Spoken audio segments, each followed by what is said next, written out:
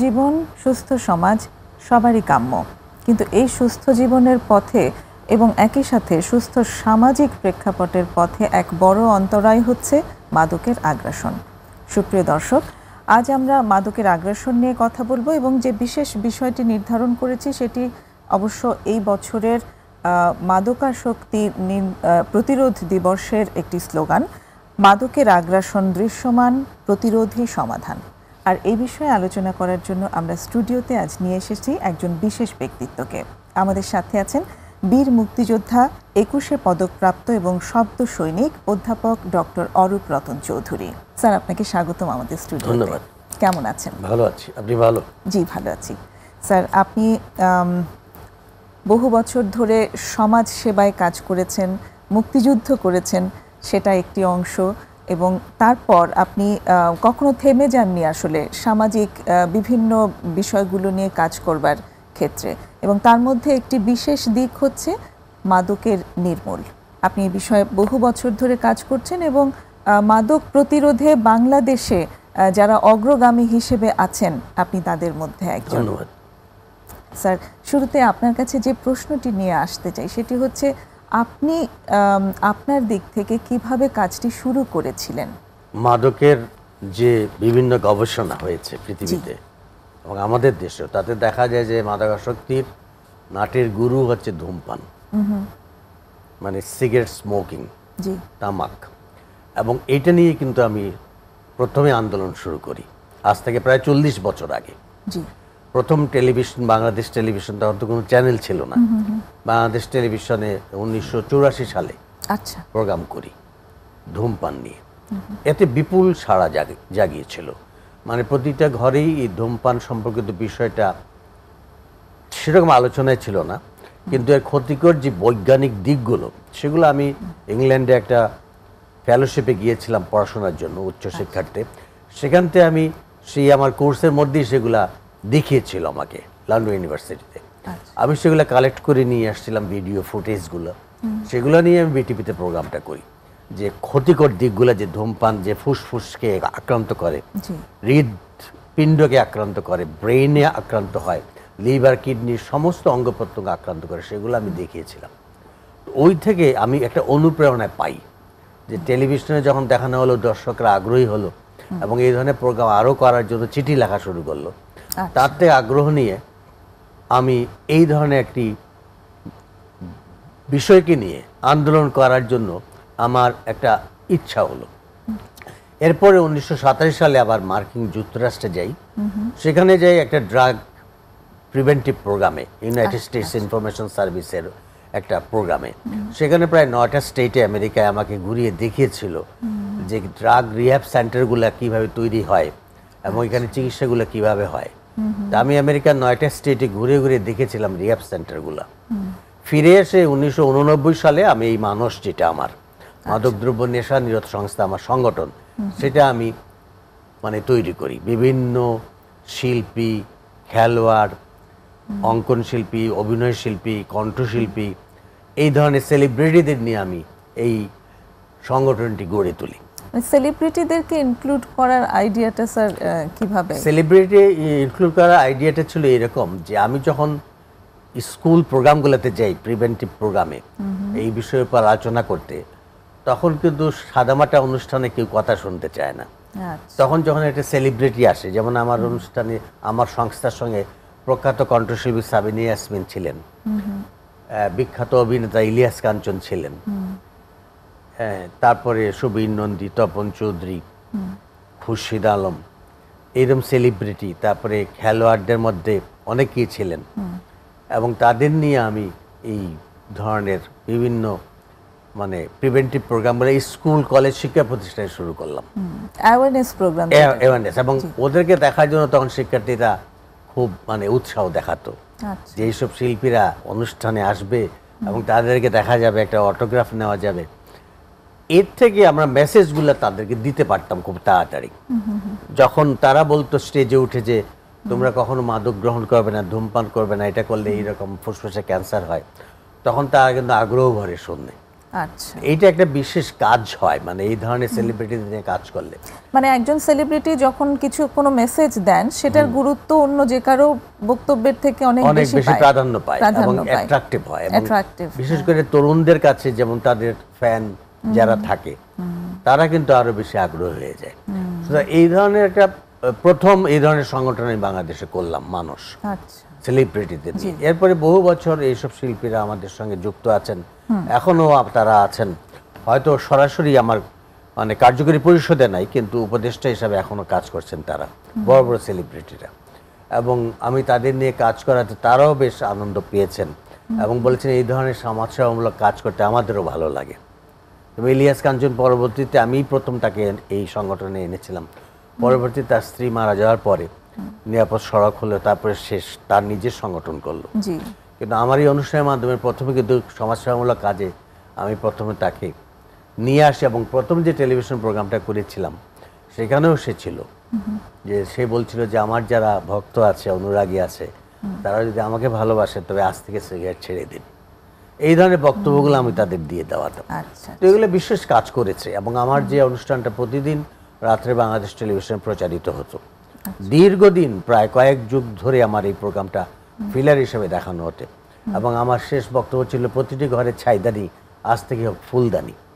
এইগুলো খুব টাচি বিষয় নিয়ে কথা বলতাম, যে ফুলদানিটা এস্টেটা ফেলে দিয়ে ফুলদানি রাখো, এতে আরো সুন্দর লাগবে, সুস্থ স্বাভাবিক জীবনযাপন করতে পারবে। এই বিষয়গুলোকে নিয়ে আমি প্রথম যখন কাজ শুরু করলাম দেখলাম অনেকেই আগ্রহী হলো, এবং এই বিষয়গুলোকে এখনো যখন আমি রাস্তাঘাটে হাঁটি এত বছর পরে, 40-50 বছর হয়ে গেছে, তখনও মানুষ কিন্তু আমাকে দেখে বলে যে আপনাদের ওই অনুষ্ঠান দেখে আমি ধূমপান ছেড়ে দিয়েছি। তো এটা তো একটা বিরাট, মানে আমি বলবো যে সার্থকতা, একটা অনুষ্ঠানের সার্থকতা, এই ধরনের প্রোগ্রামের সার্থকতা। যখন মিডিয়াতে কেউ এই ধরনের কথা বলে, এবং মিডিয়া কিন্তু খুব একটা শক্তিশালী প্রচার মাধ্যম, যখন মানুষ মিডিয়াতে দেখে যে টেলিভিশনে বলছে বিশেষজ্ঞরা বা সেলিব্রিটিরা, তখন কিন্তু তারা এটাকে গুরুত্ব দেয়। এবং ফ্যামিলি মেম্বার্স যারা, যেমন স্বামী যেমন ধূমপান করেন, তখন টেলিভিশনে বলছে যে ধূমপান করলে ফুসফুসে ক্যান্সার হয়, তখন স্ত্রী বলছে দেখো তোমার কিন্তু ক্যান্সার হয়ে যাবে। তার বাচ্চা সন্তানটি বলছে বাবা তুমি কি মারা যাবে, তোমার ফুসফুসে ক্যান্সার হয়ে যাবে, তুমি তো ধূমপান করো। তখন সেন্টিমেন্টাল ইস্যু। কিন্তু এরকম অনেক ঘটনা হয়েছে যে আমার অনুষ্ঠান দেখে তার পিতা তার সন্তান যখন এইসব কথা বলছে, তখন তার মাথায় হাত দিয়ে বলছে না মা, আমি আর ধূমপান করবো না, আমি তোমাদের ছেড়ে দুনিয়া থেকে যেতে চাই না, মরতে চাই না, আমি তোমার মাথা ছুঁয়ে শপথ নিলাম, আমি আজ থেকে ছেড়ে দিলাম। এইগুলা কাজ কিন্তু হয়েছে অনুষ্ঠানের মাধ্যমে। তো আমি মনে করি বিরাট একটা সার্থকতা ছিল। এরপর থেকে আমি খুবই আগ্রহী হয়ে গেলাম যে মানুষের এত উপকার করা যায় যে সংগঠনটি নিয়ে এবং যে বিষয়টি নিয়ে, সেটা আমি কখনো ছাড়বো না। তা আমি ডাক্তারি জীবন, আমার চিকিৎসা আমার পেশা, এবং আমার নেশার মধ্যে সঙ্গীত চর্চা, কালচারাল অ্যাক্টিভিটিস, কিন্তু আমি সমাজসেবামূলক কাজটাই কিন্তু আমি এখনো ধরে রেখেছি। আমি এখনো এই 40 বছর যাবৎ এটা নিয়ে আন্দোলন করি এবং ফুল টাইম দিচ্ছি। আমি মানে এটা না যে আমি সংগঠনটি ছেড়ে দিচ্ছি, আমার সংগঠন এখনো কার্যকরী পরিষদ যেমন কার্যক্রম তার পরিচালনা করছে দেশব্যাপী। আমরা বিভিন্ন জেলায় যাচ্ছি, বিভিন্ন জেলায় আমাদের শাখা আছে।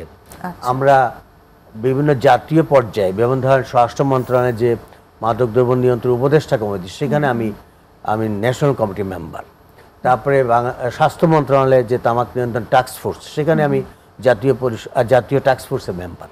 সুতরাং জাতীয় পর্যায়ে যে মানে বিষয়গুলোকে নেওয়া হয়, মানে আমাদের মিটিংগুলোতে গ্রহণ করা হয় যেসব সিদ্ধান্তগুলো, সেগুলোরও একজন আমি সদস্য। সুতরাং জাতীয় পর্যায়ে, আমার নিজস্ব ব্যক্তিগত পর্যায়ে, সামাজিকভাবে আমি এটা নিয়ে এখন নিয়মিতভাবে কাজ করছেন। এবং এটা আমাদের জন্য স্যার অনেক বড় সৌভাগ্যের ব্যাপার যে আপনি বললেন 40 বছর ধরে এটা আপনি কন্টিনিউ করছেন। এই যে একটা জিনিস শুরু করা এবং তারপর সেটা ধরে রাখা, এটা অনেক বড়। এটা কিন্তু হয়েছে কিন্তু আমাদের জনসাধারণের জন্য, মানে তারা যে আমাকে ফিডব্যাকটা রেখেছেন, সেটা পেয়ে যে আপনিও নিজে এটা হোল্ড করেছেন, সেটা আমাদের জন্য অনেক বড় সৌভাগ্য বয়ে নিয়েছে। একটা ছোট বিরতির সময় হয়ে এলো স্যার, আমরা এসে আবার কথা বলছি। প্রিয় দর্শক, আমরা কথা বলছি বীর মুক্তিযোদ্ধা অধ্যাপক ডক্টর অরূপ রতন চৌধুরীর সাথে। একটা ছোট বিরতি নিয়ে এখনই ফিরছি।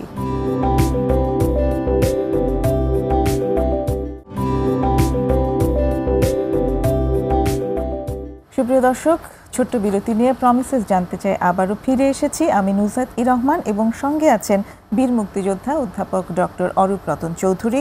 আজ আমাদের আলোচ্য বিষয় মাদকের আগ্রাসন দৃশ্যমান, প্রতিরোধী, সমাধান। স্যার, যেখানটায় ছিলাম যে আপনি তো কাজ করছেন, আপনি বললেন 40 বছর হয়ে গেল আপনার এই সমাজসেবামূলক এই আন্দোলনটির সাথে কাজ করবার। এই যে মাদক বিরোধী কার্যক্রম, এই কার্যক্রম পরিচালনার মাধ্যমে জাতীয় পর্যায়ে কি ধরনের পরিবর্তন আনা সম্ভব হয়েছে যেটা খুব দৃশ্যমান? আমাদের দেশে ধূমপানের যে অবস্থাটা ছিল, জি, আগে 5-7 বছর আগে, এখন ছিল 43.3%। 15 বছরের উপরে যারা, তাদের মধ্যে তামাক ধূমপানের মানে ব্যবহারটা ছিল। কিন্তু বিগত প্রায় 5 বছরে আমাদের আন্দোলনের ফলে এবং জাতীয় পর্যায়ে বিভিন্ন কার্যক্রমের ফলে, বিভিন্ন তামাক বিরোধী সংগঠনের কার্যক্রমের ফলে এখন কিন্তু এটা নেমে এসছে 35.3 ভাগে, অর্থাৎ প্রায় 8% কমে গেছে তামাক গ্রহণকারীর সংখ্যা, ধূমপান গ্রহণকারীর সংখ্যা, জর্দা গ্রহণকারীর সংখ্যা। সুতরাং এটা একটা পজিটিভ সাইড। এবং আমাদের বাংলাদেশ সরকার মাননীয় প্রধানমন্ত্রী জননেত্রী শেখ হাসিনার সময়ে এই তামাক নিয়ন্ত্রণ আইনটি কিন্তু 2013 সালে আবার একটু মডিফাই করা হয়েছে। 2005 সালে প্রথম যখন তামাক নিয়ন্ত্রণ আইন হয়েছিল, তখন কিন্তু তার মধ্যে জর্দা, গুল, দোক্তা, খৈনির সংশ্লিষ্ট করা ছিল না। 2013 সালে সেগুলাকেও আনা হয়েছে, ধোঁয়াইন তামাকগুলা, যেগুলা অবশ্যই ক্ষতিকর। এবং পিকচারালস ওয়ার্নিংসগুলো, এখন সিগারেটের প্যাকেটে দেখবেন যে ছবি সহ অ্যালার্মিং ইয়েগুলো থাকে, যে ফুসফুসে ক্যান্সারের ছবি থাকে, হৃদরোগের ছবি থাকে, তারপরে বিকলাঙ্গ শিশুর ছবি থাকে, যেগুলো তামাকের ক্ষতিকর প্রভাবে হয়। তো সেগুলো মানুষ এখন দেখতে পাচ্ছে। তারপরে এখন অ্যাডভার্টাইজমেন্ট বন্ধ হয়ে গেছে, নো বিজ্ঞাপন, বিলবোর্ড, সাইনবোর্ড কিছু নাই, কোনো স্পন্সর করতে পারে না তামাক কোম্পানি। এগুলো আমাদের সার্থকতা যে তামাক কোম্পানিকে মানে এখন নিয়ন্ত্রণের মধ্যে আনা হয়েছে। তবুও তাদের আগ্রাসন, যেহেতু তারা ব্যবসা করে এটা, তবুও খুব ছলচাতুরি করে তারা সরকারের মধ্যে ঢুকে যেতে চেষ্টা করে বারবার বিভিন্নভাবে। আমরা যখন ট্যাক্স বাড়ানোর কথা বলি তামাকের উপরে, তখন সেটা বাড়াতে দেয় না, সরকারকে প্রভাবিত করে। এই বিষয়গুলো আছে। আর তরুণদেরকে নানানভাবে আকৃষ্ট করে। আমরা হয়তো জানি না, কিন্তু দেখেন হয়তো বা বড় বড় কনসার্টগুলো তারাই স্পন্সর করছে ভিতরে ভিতরে। এবং এখন যে ওটিটি প্ল্যাটফর্মে বিভিন্ন নাটক, সিরিয়াল হচ্ছে ওটিটি প্ল্যাটফর্মে, সেগুলো বিভিন্ন আমাদের সোশ্যাল মিডিয়াতে, সেগুলো দেখা যায় সিগারেটের দৃশ্যগুলো এত বেশি এখন।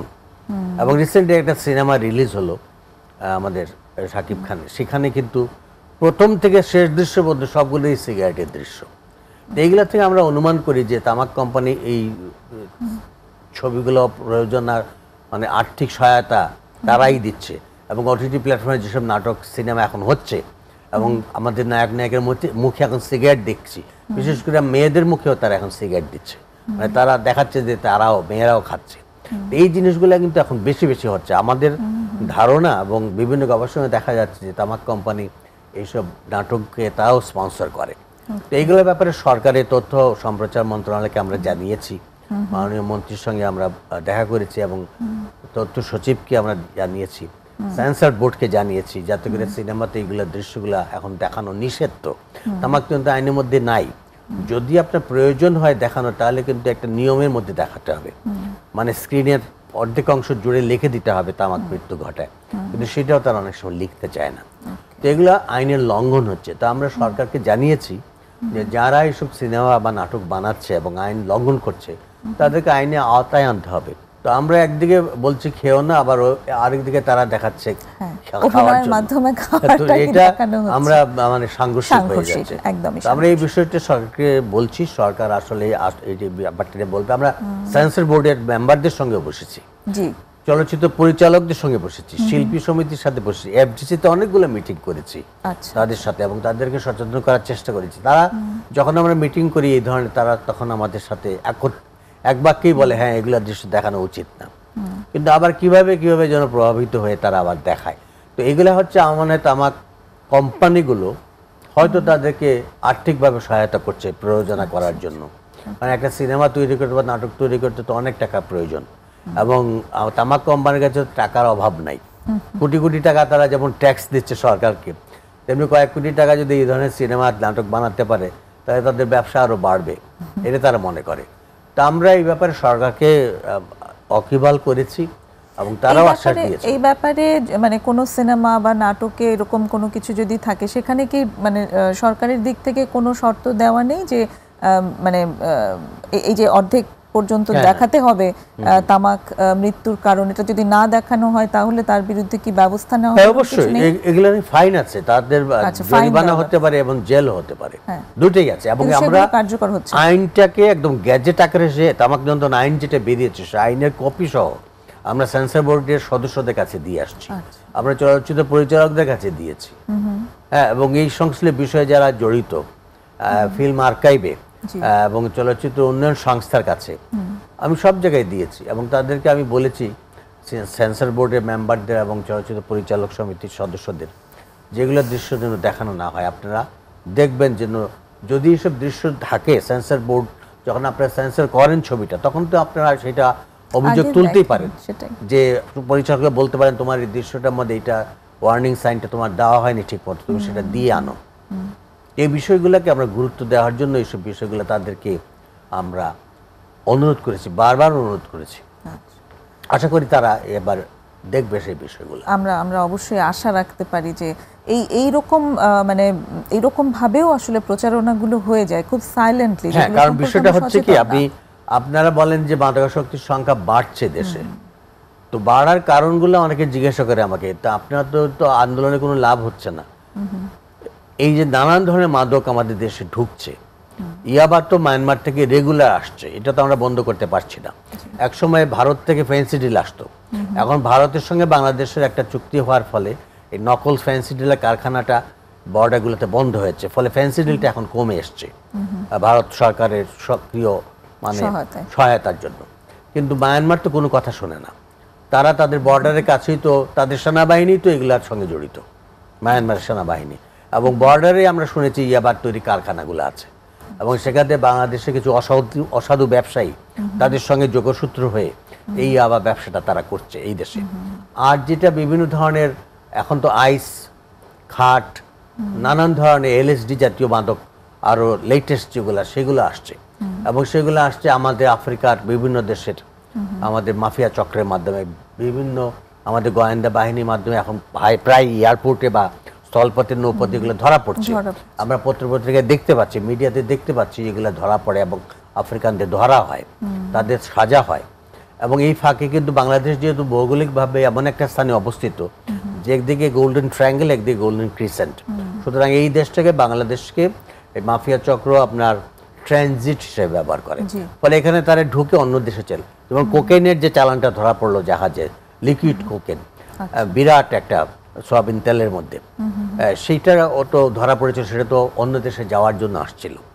তো এরকম বিভিন্ন চালানগুলো এখানে আসে অন্য দেশে যাওয়ার জন্য, তখনই ধরা পড়ে।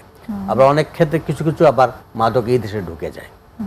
তো এই জন্য আমরা এগুলো কমাতে পারছি না, এক। দুই নম্বর হচ্ছে যে করোনার সময় আমরা দেখেছিলাম একটা গবেষণা করে যে করোনার সময় স্কুল কলেজ শিক্ষা প্রতিষ্ঠানগুলো বন্ধ ছিল, সোশ্যাল মিডিয়াতে তখন নানানভাবে কি বিভিন্ন অ্যাপসের মাধ্যমে মাদকের মানে ব্যবসা হতো, এবং তরুণরা তখন অনলাইনে অর্ডার দিয়ে দিয়ে ঘরে বসে মাদক পেয়ে যেত, মানে এতটাই অ্যাভেলেবল আসলে আমাদের অ্যাভেলেবিলিটি বেড়ে গিয়েছিল, সেটাই ফলে তখন একটা বেড়েছে। আমি তো আগে বলতে 5 বছর আগে বাংলাদেশের মাদকাসক্তের সংখ্যা 75 লক্ষ, এখন তো আমরা গবেষণা করে দেখছি পত্রপত্রের রিপোর্ট যে প্রায় 1.5 কোটির মতো এখন, মানে 1 কোটি মাদকাসক্ত এবং 50 লক্ষ যারা নিয়মিত মাদক গ্রহণ করছে না, তারা হয়তো অনিয়মিত গ্রহণ করছে, মানে তাদের মজা করার জন্য বা ফান করার জন্য বা পার্টিতে তারা ব্যবহার করছে, কিন্তু নিয়মিত মাদকাসক্ত প্রায় 1 কোটিরও বেশি। এই যে 1 কোটি মাদকাসক্ত ভয়াল একটি সংখ্যা, 1 থেকে 1.5 কোটি যদি মাদকাসক্ত এবং ইউজার থেকে থাকে তাহলে সেটা খুব ভয়াবহ একটা ব্যাপার। আরেকটা বিরতির সময় হয়ে এলো, বিরতির পরে এসে আমরা একটু ইম্প্যাক্টগুলো সম্পর্কে শুনবো। প্রিয় দর্শক, আরেকটি বিরতি নিচ্ছি, সঙ্গেই থাকুন।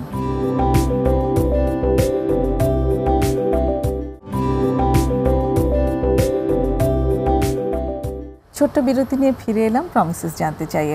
আজ কথা হচ্ছে মাদকের আগ্রাসন দৃশ্যমান, প্রতিরোধী সমাধান, এই বিষয়ের উপরে অধ্যাপক ডক্টর অরূপ রতন চৌধুরীর সাথে। স্যার, আপনার কাছ থেকে জানছিলাম এতক্ষণ যে অ্যাকচুয়ালি চিত্রটা কি বাংলাদেশে মাদকের এবং কি কি ধরনের মানে কি ভাবে আপনি কাজ করে এসেছেন প্রতিরোধমূলক? আপনি সবসময় এই কথাগুলো বলেন এবং ইম্প্যাক্টগুলো সম্পর্কেও বলেন। আজকেও স্যার একটু ছোট করে জানতে চাই, এই যে মাদকের কুপ্রভাব, এই কুপ্রভাব সম্পর্কে আপনি এত সুন্দর করে বলেন, আমার শুনতে মানে শোনার জন্য আমি অপেক্ষা করে থাকতে পারছি না। একটু দর্শকদের জন্য যদি আবার বলেন যে কি ধরনের কুপ্রভাব আছে মাদকের শরীরের এবং মনের ওপর। মাদকের তো প্রভাবটা দুইভাবে হয়, যেটা হচ্ছে একটা মানসিকভাবে তারা মানসিক রোগে ভোগে, এবং যেহেতু মাদকাসক্তি একটি ক্রনিক রিল্যাপসিং ব্রেন ডিজিজ, সুতরাং তার এই রোগটা হচ্ছে মানসিক একটা রোগ, এবং এইটা অনেকে বুঝতে চায় না যে এটা একটি রোগ। এটা একটা সমস্যা। আরেকটি হচ্ছে যে এইটা নিয়ে অনেক ধরনের আমাদের সমাজে আবার কুসংস্কার রয়েছে, যে এইটা হলে লুকিয়ে রাখতে হবে, মানে সমাজে তার প্রতিপত্তি নষ্ট হয়ে যাবে, তার ছেলেমেয়েরা, আমাদের প্রভাবশালী যারা অনেক সমাজে আছেন, বিত্তশালী এবং তাদের প্রতাপ অনেক বেশি, তারা সহজে বলতে চান না তাদের ছেলে মেয়ে মাদকাসক্ত এবং লুকিয়ে রাখেন, অথবা অনেক সময় শাসন করেন। এবং আমার কাছেও নিয়ে আসেন অনেকে, মনে করেন আমি এই ধরনের অনুষ্ঠান করি, আমি হয়তো এটা বুঝিয়ে দিলে তার ছেলে বা মেয়ে মাদক থেকে দূরে সরে আসবে। কিন্তু আমি তখন তাদেরকে বুঝিয়ে, দেখেন আমার কাছে আনতে পারেন ঠিকই, আমি হয়তো বা কিছুটা বুঝাতেই পারি, কিন্তু তার কিন্তু এটা একটা রোগ হয়েছে, এটার জন্য তার চিকিৎসা প্রয়োজন। আপনি হয়তো জানেন আমি কিন্তু একটা সিনেমা বানিয়েছিলাম, ছায়াছবি, পূর্ণদৈর্ঘ্য ছায়াছবি, যেটার নাম হচ্ছে স্বর্গ থেকে নরক। এটা 2015 সালে আমি নির্মাণ করেছিলাম, যার জন্য পরিচালক সমিতির খাতায় আমার নাম লেখাতে হয়েছিল, চলচ্চিত্র প্রযোজক সমিতির খাতায় আমার নাম লেখাতে হয়েছিল, কারণ আমি সিনেমা প্রযোজনা করেছিলাম, পরিচালনা করেছিলাম। আমি এটা করেছিলাম একটি কারণে, আমি অসংখ্য অনুষ্ঠান এই ধরনের করেছি, কিন্তু আমি পরবর্তীতে ভাবলাম যে এই ধরনের অনুষ্ঠানদের কোনো স্মৃতিখাল থাকে না, মানে এটা কোনো আর্কাইভ থাকে না, তাই না? কিন্তু একটা চলচ্চিত্র কিন্তু নির্মাণ করলে এটা কিন্তু আর্কাইভে থেকে যায়, এবং আপনি কয়েক যুগ পরেও যদি আপনি চান সেই ছবিটা বের করে আনতে, আপনি কিন্তু পেয়ে যাবেন। যেমন মুখোশ ছবিটা কত বছর আগে, প্রায় 50 বছর আগে নির্মিত হয়েছিল, আমাদের আব্দুল জব্বার খান সাহেব বানিয়েছিলেন, কিন্তু এখনো কিন্তু আর্কাইভের ছবিটা পাওয়া যাবে।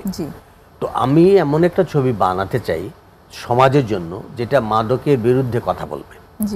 তো আমার ওই ছবিটা স্বর্গ থেকে নরক, এটা মাদক বিরোধী ছবি ছিল, এবং ধূমপান থেকে কিভাবে মাদকের দিকে আস্তে আস্তে ছেলেমেয়েরা চলে যায়, এবং পরিবারে মাদকটা ঢুকলে পরে পিতামাতার কি করণীয়। এটা তো একটা বিরাট সমস্যা বাংলাদেশে, তাই না? পিতামাতারা বিভ্রান্ত হয়ে যান, তারা কি করবেন বুঝে পান না, ছেলেমেয়ের সম্বন্ধে বলতেও লজ্জা পান, যে তার ছেলে মেয়েটা মাদকাসক্ত হলে তো আরো বেশি লজ্জা পান, ওই মেয়েটা বিয়ে দেওয়া যাবে না, এই মেয়েটার জন্য সংসারে একটা কালিমা আসবে, আমার বংশ মর্যাদা নষ্ট হবে। তো আমি এই ছবিতে দেখিয়েছি যে মাদকাসক্ত হলে না, তাকে ভালোবাসা দিয়ে তার চিকিৎসা কেন্দ্রে নিতে হবে, কারণ সে তো পরিস্থিতির শিকার, ভিকটিম অফ দ্য সার্কামস্ট্যান্স। আজকে সমাজের অবক্ষয়ের কারণে আমার সন্তান মাদকাসক্ত, তাকে দুধ দিয়ে লাভ নেই, তাকে দোষারোপ করে লাভ নেই, সে ভিকটিম, সুতরাং তাকে চিকিৎসা দিতেই হবে। ডায়াবেটিস হলে যদি আমি সন্তানের চিকিৎসা দিতে পারি, তাহলে মাদকাসক্ত হলে চিকিৎসা দিতে হবে। বাবা মায়েদের মধ্যে ভীষণ ওটাও কাজ করে, কারণ যে সবাই মনে করতে থাকে যে বাবা মারা ঠিক প্যারেন্টিং করতে পারেন না, সেই কারণে কারণ এখন তো আমাদের বন্ডিং গুলা নাই, ফ্যামিলি বন্ডিং যেটা আমরা বলি, পারিবারিক বন্ধন এখন তো নাই। এখন খাবার টেবিলে তো ছেলেমেয়েরা বসে না, তারা হয়তো ঘর বন্ধ করে ইন্টারনেটে সোশ্যাল মিডিয়ার জগতে আছে, আর পিতামাতা শুধু খাবার টেবিলে খাচ্ছেন। আমরা তো আগে সন্তানদের নিয়ে পিতামাতা খাইতে, আমরা গল্প করতেন, আজকে কি করলাম, বন্ধুদের সঙ্গে কি হলো, আলোচনা হতো এবং গল্প হতো, এবং আমাদের একটা কানেকশন ছিল। আমরা খারাপ কাজ করলেও বলে ফেলতাম আমার ঘরে এসে, এবং প্যারেন্টসরা আমার কথা বের করে ফেলতেন এবং শাসন করতেন। তো এই জিনিসগুলো তো এখন উঠে গেছে আমাদের সমাজে, পরিবার থেকে। তো আমি ছবিতে দেখিয়েছি যে পারিবারিক বন্ধনটা আমাদের রাখতে হবে, এবং ছেলে মেয়েদের ভালোবাসা দিয়ে চিকিৎসা দিয়ে আবার ঘরে ফিরিয়ে আনতে হবে, এবং তাকে সাপোর্ট দিতে হবে, যে সারা জীবন তাকে বকাঝকা করা যাবে না, এই তুই মাদকাসক্ত, তুই কি বুঝিস, আচ্ছা তুই তো খারাপ, তুই তো আমাদের সঙ্গে কথা বলার তোর কোনো অধিকার নেই, তুই যা, এরম করি তো আমরা। কিন্তু এরম করা তো ঠিক না। আমি বলি যে পাপকে ঘৃণা করো, পাপীকে নয়। আমরা পাপকে ঘৃণা করব, কিন্তু পাপীকে কেন ঘৃণা করব? সে তো ভিকটিম, তো এই কথাগুলো আমি ছায়াছবিতে দেখিয়েছি, এখনো ইউটিউবে কিন্তু এই ছবিটা দেখানো হচ্ছে। এবং যে কোনো কেউ আজকে আমি আপনার অনুষ্ঠানের মাধ্যমে বলতে চাই দর্শকদের, আপনারাও ইউটিউবে স্বর্গ থেকে নরক লিখুন এবং ছবিটা দেখুন, নিজের পরিবারের সদস্যদেরও দেখান, তাহলে আপনি সব জানতে পারবেন যে মাদকাসক্তি কি, এটা হলে কি করতে হয়, পরিবারের কি দায়িত্ব। আমি কিন্তু এছাড়াও আরো অনেকগুলো বই লিখেছি, মানে ধূমপান থেকে মাদকাসক্তি হলে কি হয়, শারীরিক রোগ, যে কথাটা আপনি প্রশ্নটা করছিলেন, আমি সেখানে আবার ফিরে আসি। দেখেন, মাদকাসক্ত যারা, তাদের কিন্তু মাথার চুল থেকে পায়ের নখ এমন কোনো অঙ্গ প্রত্যঙ্গ নাই যে ক্ষতিগ্রস্ত হয় না। যেমন ধরেন মাথার চুল পড়া শুরু হয়, তারপরে মাথার ভিতরে আমাদের ব্রেইন আছে, সেখানে ব্রেইনের স্ট্রোক হয়, তারপরে চোখের ছানি পড়ে, তারপরে আমাদের মুখের, আমি তো ডেন্টাল সার্জন, আমরা অসংখ্য রোগী পাই যাদের মুখের ক্যান্সার আমরা শনাক্ত করি, কারণ তাদের জর্দা, গুল, দোক্তা, খৈনি এবং মাদকের বিভিন্ন ধরনের ব্যবহারের কারণে এগুলা হয়। মুখের ঘা থেকে ক্যান্সার হয়ে যায়, তারপরে গলার ক্যান্সার হয়, তারপরে বুকে একদিকে ফুসফুসে ক্যান্সার, একদিকে হৃদরোগ হয়, তারপরে পেটে নানা ধরনের পরিপাকতন্ত্রজনিত রোগ হয়, তারপরে পুরুষত্ব নষ্ট হয়, মানে তাদের যৌন শক্তি হ্রাস পায়, এবং মহিলাদের যারা গর্ভবতী থাকে তাদের অকালে গর্ভপাত হয়ে যায়, কম ওজনের শিশু হয়, বিকলাঙ্গ শিশু হয়, এবং সবশেষে পায়ের পচনশীল রোগ হয়, যেটাকে বলি আমরা গ্যাংগ্রিন, পা কেটে ফেলতে হয়। তো এই ধরনের দেন আপাদমস্তক মাদকের কারণে প্রতিটা অঙ্গ প্রত্যঙ্গ ক্ষতিগ্রস্ত হয়, কিন্তু তারপরেও মানুষ মাদক নিচ্ছে। তো আমরা এই কথাই সবসময় প্রচারণা করি স্কুল কলেজ শিক্ষা প্রতিষ্ঠানে। আজকে যে বিষয়টা আপনি নির্ধারণ করেছেন যে প্রতিরোধী সমাধান, আমরা যদি প্রিভেন্টিভ প্রোগ্রামগুলো আরো বেশি করি, আমি যেমন শর্ট ফিল্ম, তারপরে ফুল লেন্থ ফিচার ফিল্ম, অসংখ্য বই লিখছি, শর্ট ফিল্ম বানাচ্ছি, এইগুলো যত আমি আরো ছড়িয়ে দেব স্কুল কলেজ শিক্ষা প্রতিষ্ঠানে, বিভিন্ন সভা সেমিনারে আমি এগুলো দেখাবো, ততই তো আমরা তরুণদেরকে জানাতে পারবো, তাদেরকে সচেতন করতে পারবো। এবং এই যে আমার চলচ্চিত্র, সেটাও ফ্যামিলি মেম্বাররা দেখবেন, পরিবার দেখবে, পিতামাতা দেখবে, তারা জানতে পারবে যে কেন মাদকাসক্ত হয় ছেলেমেয়েরা এবং তাদেরকে তখন কি করতে হয়। তো এই ধরনের কার্যক্রম নিয়ে মানুষ, আমাদের যে সংগঠন, আমরা দীর্ঘ 40 বছর যাবৎ কাজ করছি, এখনো করে যাচ্ছি। কারণ প্রতিরোধের কোনো বিকল্প নেই, কারণ প্রতিরোধ যদি আমরা না করতে পারি, আমরা যদি না বোঝাতে পারি সন্তান, তারা তো সেটা গ্রহণ করবেই। এবং এই প্রতিরোধটা আসলে প্রত্যেক পরিবার থেকেই উঠে আসা শুরু করা উচিত অবশ্যই, মানে একদম খুব ছোট মাইক্রো জায়গা থেকে। এবং বাবা মা আজকাল অনেক সময় মনে করে এটা তো একটা বিষয় না কথা বলার জন্য, যেগুলো নিয়ে কথা বলবো, কিন্তু আজকাল তো আপনি কথা না বললেও ও তো সোশ্যাল মিডিয়াতে সব দেখছে। আপনি হয়তো সেক্স সম্বন্ধে আপনি বলতে চান না অনেক সময়, তাই না, লজ্জা পান, কিন্তু এটা তো সে সোশ্যাল মিডিয়াতে দেখছে। তো তাকে যদি আমি অকাবল করি যে কিভাবে কি হয়, মাদক গ্রহণ করলে আমাদের ক্ষতি যেগুলা হয় শরীরে, আমরা খাবার টেবিলে বসে বলতে পারি যে তোমার বন্ধু যদি কোনোদিন তোমাকে সিগারেট অফার করে, তুমি কিন্তু কখনো খাবে না, কারণ তুমি জানো এটা খেলে কি হয়, তোমার ব্রেন নষ্ট হয়ে যাবে, তোমার পড়াশোনা তুমি করতে পারবে না, তোমার মেধা শক্তি নষ্ট হয়ে গেলে তুমি পরীক্ষায় কৃতকার্য হতে পারবে না, আমি তোমাকে নিয়ে অনেক স্বপ্ন দেখি, তুমি বড় ডাক্তার হবে, ইঞ্জিনিয়ার হবে, কিন্তু আমার সব স্বপ্ন বৃথায় যাবে যদি তুমি মাদক গ্রহণ করো। এগুলো আমরা পিতামাতার মুখ দিয়ে বলাতে চাই, এবং এই জন্যই আমরা এই ধরনের অনুষ্ঠান করি। সেজন্য পিতামাতাকে আগে ধূমপান মুক্ত হওয়া প্রয়োজন ফ্যামিলি থেকে অবশ্যই। আমরা কিন্তু তিনি নিজে যখন ব্যবহারকারী হন তখন কিন্তু তিনি তখন আপনি বলতে পারেন না, কারণ আপনি এটা ডাবল স্ট্যান্ডার্ড হয়ে যায়। আপনি নিজে ত্যাগ করতে হবে, আপনাকে নিজেকে ছাড়তে হবে, অথবা আপনি বলতে হবে যেটা আমিও খাই না তুমিও খাবে না। এবং আমরা কিন্তু একটা কাজ করি, আমরা যখন স্কুল কলেজ শিক্ষা প্রতিষ্ঠানে যাই তখন কিন্তু শিক্ষক মন্ডলী যারা শিক্ষয়িত্রী আছে তাদেরকেও ইনভলভ করি, আমাদের সেমিনারে তাদেরকে অংশগ্রহণ করতে বলি এবং তাদেরকেও জানাই, কারণ শিক্ষক মন্ডলী যদি জানতে না পারেন বিষয়গুলো কি, তাহলে তো তারা ছাত্রদের সামনে সেগুলো বলতে পারবেন না, তাই না। আমরা শিক্ষক মন্ডলীদেরকে, শিক্ষয়িত্রীদের, তারা আমরা আমাদের শ্রদ্ধেয় ব্যক্তি, আমাদের পিতামাতার মতো তারা, তাই না, তাদেরকেও বলতে হবে ছেলে মেয়েদের সামনে যে তোমরা কখনো মাদক গ্রহণ করবে না। যখন সকালে অ্যাসেম্বলিটা হয়, স্কুল যখন শুরু হয়, তখন তো জাতীয় সঙ্গীত করানো হয়, সেখানে তারা জাতীয় সঙ্গীতটা গান করে এবং তারপরে তারা ক্লাসরুমে ঢুকে, তখনও আমরা তাদেরকে দিয়ে বলাতে পারি যে আজকে আমরা শপথ করব, আজকে আমরা একটা শপথ পাঠও কিন্তু থাকে এবং সেখানে আমরা বলাতে পারি যে ধূমপান করব না, মাদক গ্রহণ করব না, নিজেকে মাদক থেকে দূরে রাখবো, মাদককে না বলবো, এই কথাগুলো তো তাদের দিয়ে বলাতে পারি। এই জন্য আমরা স্কুল প্রোগ্রামগুলো বেশি করছি, এবং আমার যে বইগুলো লেখা হয়েছে, আমরা প্রায় 24টা বই বেরিয়েছে এবং সেগুলো আমি পাবলিক লাইব্রেরির মাধ্যমে বাংলাদেশের আমাদের সংস্কৃতি মন্ত্রণালয়ের যে গ্রন্থকেন্দ্র সেখানে আমরা দিয়েছি।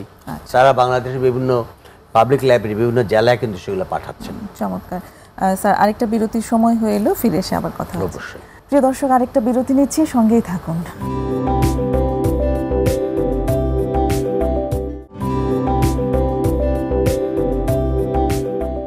প্রিয় দর্শক, প্রমিসেস জানতে চাই আরেকবার ফিরে এলাম ছোট্ট বিরতি নিয়ে। কথা হচ্ছে অধ্যাপক ডক্টর অরূপ রতন চৌধুরীর সাথে। এবার আমরা অনুষ্ঠানের প্রায় শেষের দিকে চলে এসেছি। এবার একটু জানতে চাই, এই যে এত কাজ যে করেছেন আপনি এবং এতদিন ধরে লেগে আছেন, সেখানে আপনি কেমন সহায়তা পেয়েছেন সরকারি বেসরকারিভাবে? মানে অনেক সহায়তা পেয়েছি। জি, এটা মানে কোথাও কি স্যার কোনো প্রতিবন্ধকতা পেয়েছেন কিনা সেটাও একটু। প্রতিবন্ধকতা অবশ্যই থাকবে, কারণ প্রতিবন্ধকতা ছাড়া এই ধরনের কাজ করা খুব জটিল। প্রতিবন্ধকতা, নানা ধরনের হুমকি, নানা ধরনের মানে বাধা, এগুলো আসছেই আমার। কিন্তু আমি তো একজন মুক্তিযোদ্ধা, আপনি জানেন। 71-এ যেমন 18 বছর বয়সে যুদ্ধে ঝাঁপিয়ে পড়েছিলাম, তা আমি কোনো কিছুকে ভয় করি না। কারণ আমি যখন 18 বছর বয়সে এই পাকিস্তানি হানাদার বাহিনী যখন আলবদর রাজাকাররা সমস্ত জায়গায় আমাদের মানে দলে দলে মানুষ মানে হত্যা করছে, তখন সেইটার মধ্যে দিয়ে তো আমি যুদ্ধে চলে গিয়েছিলাম। তো সেই সাহসটুকু আমার আছে বলে এখন পর্যন্ত সে মাদক ধূমপান নিয়ে আমি কার্যক্রম চালিয়ে যাচ্ছি এবং সেটা সৃষ্টিকর্তা হয়তো আমাকে সেই সাহসটা দিয়েছেন। এবং সেই সাথে এইটাও বলতে চাই, হয়তো অনেক সময় আমাকে ভয় দেখানো হয়, নানা হুমকিও দেওয়া হয় এইসবের কাজে আমাকে বন্ধ করার জন্য, কিন্তু আমি কখনোই পিছপা হইনি। কারণ আমি মনে করি যে জনগণের যে ভালোবাসাটা আমি পেয়েছি এবং তাদের যে সাপোর্টটা আমি পেয়েছি, এবং আপনি যেটা বলেন সরকারের সহযোগিতা, অবশ্যই আমি সরকারের সহযোগিতা পেয়েছি বলেই আমি আজকে এই পর্যন্ত কাজ করতে পেরেছি। কারণ সরকার তো মাদকের বিরুদ্ধে 0 টলারেন্স ঘোষণা করেছে। আমার মাননীয় প্রধানমন্ত্রী জননেত্রী শেখ হাসিনা কিন্তু মাদকের বিরুদ্ধে 0 টলারেন্স ঘোষণা করেছেন এবং তিনিই বলেছেন 2040 সালের মধ্যে বাংলাদেশকে তামাক মুক্ত করবেন। এবং বাংলাদেশে বর্তমানে স্বরাষ্ট্র মন্ত্রণালয় অধীনে বিভিন্ন আইন শৃঙ্খলা বাহিনী মাদক বিরুদ্ধে অভিযান পরিচালনা করছে এবং আমি জাতীয় কমিটিগুলোর সঙ্গে সম্পৃক্ত আছি। জাতীয় পর্যায়ে যেগুলো সিদ্ধান্তগুলো নেওয়া হয় মাদক বিরোধী, সেগুলোর সঙ্গে আমি জড়িত আছি। তো সব বিষয়ে সরকার আমাকে যেমন প্রশংসা করছে, আমার আমার কার্যক্রমের বিভিন্ন ধরনের পুরস্কারও আমাকে দিচ্ছে তারা। আমি এই বছরেই আমি ন্যাশনাল যেটা টোবাকো ইন্টারন্যাশনাল ডে ছিল, সেখানে আমি রিজিওনাল ডিরেক্টর জেনারেলের কাছ থেকে, সায়েম মাহজুদ পুতুলের কাছ থেকে রিজিওনালি আমি মানে এক্সেলেন্স অ্যাওয়ার্ড পেয়েছি তামাক বিরুদ্ধে কার্যক্রম। এবং এই বছরই তামাক বা মাদক মুক্ত দিবসে আমি স্বরাষ্ট্র মন্ত্রণালয় থেকে মানুষের আমাকে সম্মাননা জানানো হয়েছে। সুতরাং এগুলো তো আমার আছেই, প্রশংসা আমি পাচ্ছি, সরকারের সহযোগিতা পাচ্ছি বলেই আমি কাজ এগিয়ে নিতে পারছি। কারণ প্রত্যেকটা এই ধরনের প্রশংসা বা এই ধরনের সনদপত্র বা পুরস্কার পদক কিন্তু মানুষকে আগ্রহী করে কাজ করার জন্য, কাজে মোটিভেশন। তো আমি মনে করি যে অন্যদেরও এইভাবে এগিয়ে আসতে হবে। আমি একজন চিকিৎসক হিসাবে আমি মনে করি যে মাদক ধূমপান প্রতিরোধে প্রতিটা রোগীর সঙ্গে এই বিষয়ে প্রতিটা চিকিৎসকের কথা বলা উচিত। আমি একজন চিকিৎসক হিসাবে মনে করি। আমি শুধু ডক্টর অরূপ রতন চৌধুরী কেন রোগীর সঙ্গে জিজ্ঞাসা করব তুমি মাদক গ্রহণ করো কিনা বা ধূমপান গ্রহণ করো কিনা। কারণ চিকিৎসা যদি সঠিকভাবে আমাকে দিতে হয়, তাহলে তার এই ধরনের নেশা থাকলে তো তার চিকিৎসা সফল হবে না, তাই না? সে যদি ধূমপান করে আর আমি যদি তাকে অ্যান্টিবায়োটিক দিতে থাকি, ওষুধ খেতে বলি, একদিকে বিষ খাচ্ছে একদিকে আমি ওষুধ দিচ্ছি, হয় না। তাকে আগে ওইটাকে ছাড়াতে হবে। সুতরাং কাউন্সেলিংটাকে তাকে করতেই হবে। তাকে ধূমপান থেকে বিরত রেখে, তাকে মাদক থেকে বিরত রেখে তাকে ছাড়িয়ে তারপরে আমার চিকিৎসা দিতে হবে। এই প্র্যাকটিসটা প্রতিটা চিকিৎসকের হওয়া উচিত আমাদের দেশে।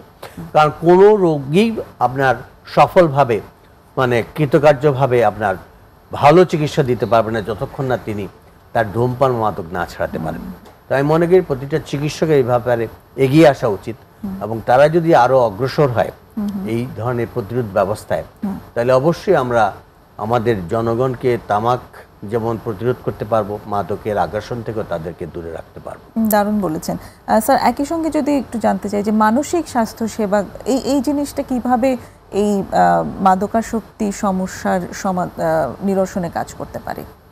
অবশ্যই এটা তো একটা মানসিক রোগ। তো আমি তো মনে করি যে আমরা যদি সুস্থ হয়ে বেঁচে থাকতে চাই, আমাদের দুইটা বিষয়, একটা শারীরিক, একটা মানসিক। আমি যতক্ষণ না মানসিকভাবে স্বস্তি না পাবো, সুস্থ না থাকবো, ততক্ষণ আমি শারীরিকভাবে সুস্থ থাকতে পারবো না। দুটোই অঙ্গাঙ্গিভাবে জড়িত। এই জিনিসটাই আমি সবাইকে বোঝাতে চেষ্টা করি যে আমি যদি পূর্ণাঙ্গভাবে সুস্থ জীবনযাপন করতে চাই, তাহলে পূর্ণাঙ্গভাবে মানসিকভাবেও সুস্থ থাকতে হবে। সুতরাং এই মানসিক সুস্থতার জন্য আমাদের ধূমপান মাদক থেকে দূরে রাখতে হবে, এবং যারা মাদকাসক্ত বা যারা ধূমপায়ী তাদেরকে এই ধূমপান এবং মাদক কিভাবে তাদের ছাড়ানো যায় তাদেরকে চিকিৎসার আওতায় আনতে হবে, তাই না? তাদের নিরাময় কেন্দ্রে নিয়ে যেতে হবে। ধূমপানটাও কিন্তু একটা নেশা, এটার জন্য কিন্তু আমাদের ক্লিনিক্যাল সাইকোলজিস্ট যারা আছেন বা সাইকিয়াট্রিস্ট যারা আছেন বা কাউন্সিলিং সাইকোলজিস্ট যারা আছেন তাদের সহায়তা নিতে হবে, কারণ এটা তো একটা নেশা, এবং নেশাটা ছাড়তে গেলে অবশ্যই তাকে আস্তে আস্তে কাউন্সিলিং এর মাধ্যমে কিন্তু সেটা থেকে দূরে আনা যায়। এটা একটা ফুল লাইফস্টাইলের চেঞ্জের মাধ্যমে অবশ্যই এটা করা, জীবন ব্যবস্থা পরিবর্তন করতে হবে, জীবন ব্যবস্থার পরিবর্তন সময় নিয়ে এবং এটা এবং সেখানে ফ্যামিলি সাপোর্টটাও খুব ইম্পর্টেন্ট। আমরা সেটাই সবসময় বলি যে ফ্যামিলি মেম্বার, যেমন ডায়াবেটিস হলে একজন ডায়াবেটিস রোগী যখন ছোট একটা বাচ্চা যখন ইনসুলিন নিতে হয়, তখন কিন্তু পরিবারের সবাইকে তাকে সহযোগিতা করতে হয়। তুমি ইনসুলিনটা নাও, তোমার তাহলে তোমার অসুস্থ হয়ে যাবে, এবং পিতামাতা সহায়তা করেন, ভাই বোনরা সহায়তা করে। তা আমরা মাদকাসক্ত যারা বা ধূমপায়ী যারা, তাদেরকে যদি ফ্যামিলি মেম্বার সবাই সহযোগিতা করে তাকে ছাড়ার জন্য আগ্রহী করে বা অনুরোধ করে, তাহলে আমার মনে হয় প্রতিটা পরিবার থেকেই এটা দূর হয়ে যাবে। চমৎকার বলছেন স্যার। একটু যদি জানতে চাই যে সরকারি বেসরকারি আর কি কি পদক্ষেপ গ্রহণ করা যেতে পারে এই ক্ষেত্রে? সরকার থেকে আরো বেশি পদক্ষেপ নেওয়া যেতে পারে। যেমন ধরেন সরকার এখন যে ডোপ টেস্টের ব্যবহারটা করছে, এটা শুধু পুলিশ বাহিনীর মধ্যে এখন হচ্ছে, বিভিন্ন ড্রাইভিং এর ক্ষেত্রে হচ্ছে, কিন্তু এটা একদম রেগুলারলি প্রতিটা শিক্ষা প্রতিষ্ঠানে ডোপ টেস্টের প্রচলনটা কিন্তু শুরু করতে হবে। মানে কোনো ছাত্রছাত্রী ভর্তির আগে তাকে ডোপ টেস্টটা বাধ্যতামূলক করা উচিত। অর্থাৎ ছাত্রছাত্রীরা জানবে যে আমি একটা ভালো শিক্ষা প্রতিষ্ঠানে বা আমি একটা উচ্চতর ডিগ্রি নেব, আমি আরও স্কুলের মেধাসম্পন্ন আমি একটা কলেজ বা ইয়েতে ভর্তি হব, তখন আমি যদি মাদকাসক্ত থাকি তাহলে আমি ধরা পড়লে আমি ভর্তি হতে পারবো না। এইটা ভয়টা তার মধ্যে আসতে হবে। শুধু স্যার ভর্তির সময় কেন, পড়াশোনা চলাকালীন নয়? পড়াশোনা চলাকালীন সময় আমরা করতে পারি, কিন্তু আমি বলছি কেন আমরা ভর্তির সময় করব? তাইলে আমরা রেগুলারলি আমরা এটা একটা রুটিনের মতো হয়ে যাবেন। যেমন চাকরির ক্ষেত্রে অনেক সময় দেখা যায় যে যখন রুটিন টেস্ট করা হয়, তাদেরকে ব্লাড সুগার দেখা হয়, ইউরিন টেস্ট করা হয়, তাই না? চাকরির যখন তাদের প্রমোশন হয়, বলা হয় না, তাদের ইয়ারলি একটা রিপোর্ট দিতে হয়।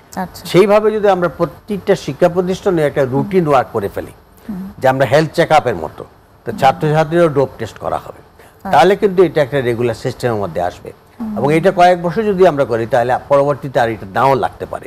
কিন্তু এখন যেহেতু মাদকাসক্তের সংখ্যা বেড়ে যাচ্ছে, নতুন নতুন মাদক আমাদের দেশে ঢুকছে, সোশ্যাল মিডিয়াতে মাদক চলে আসছে, সুতরাং এটার অনেক সিগারেট পর্যন্ত এখন ছেলেমেয়েরা গ্রহণ করছে, এবং এটারও পরিণতি কিন্তু অনেক খারাপ, যেটা প্রসঙ্গে অনেক আমি কথা বলতে পারিনি হয়তো, কিন্তু সিগারেটও বিজ্ঞান প্রমাণ করেছে যারা সিগারেট এখন খাচ্ছে তারা কিন্তু পরবর্তীতে মাদকাসক্ত হয়ে যাচ্ছে। তো সমাজে কিন্তু সিগারেট এখন চলে আসছে, মেয়েরা সিগারেট খাচ্ছে। সুতরাং এইগুলা বিষয় নিয়ে আমরা আরো বেশি সচেতন করতে চাই, এবং যারা এগুলা গ্রহণ করছে তাদেরকে বিরত রাখার জন্য আমরা যদি ডোপ টেস্টের প্রচলনটা প্রতিটা শিক্ষা প্রতিষ্ঠানে সরকার বাধ্যতামূলক করে দেয়, এবং এই হেল্পফুল হতে পারে। এই মাদকাসক্ত যারা, তাদের চিকিৎসার জন্য নিরাময় কেন্দ্রগুলোকে আরো আধুনিক করে, এবং আরো বেশি কতগুলো আধুনিক নিরাময় কেন্দ্র স্থাপন করা যায় সরকারের মাধ্যমে, স্বাস্থ্য মন্ত্রণালয়ের মাধ্যমে, তাহলে কিন্তু যারা মাদকাসক্ত 1 কোটি আছে এখন, তাদের চিকিৎসা দেওয়া যায় এবং তাদেরকে সুস্থ করে ঘরে ফেরানো এখন উচিত, পুনর্বাসন সম্ভব। অনেক ধন্যবাদ স্যার, চমৎকার আলোচনা হলো আজকে। আশা করি দর্শকরা উপকৃত হয়েছেন। সুপ্রিয় দর্শক, একদম শেষ পর্যায়ে চলে এসেছি অনুষ্ঠানে। আশা করি আগামী অনুষ্ঠানেও আমাদের সাথে থাকবেন। ততক্ষণ পর্যন্ত ভালো থাকুন। খোদা হাফেজ।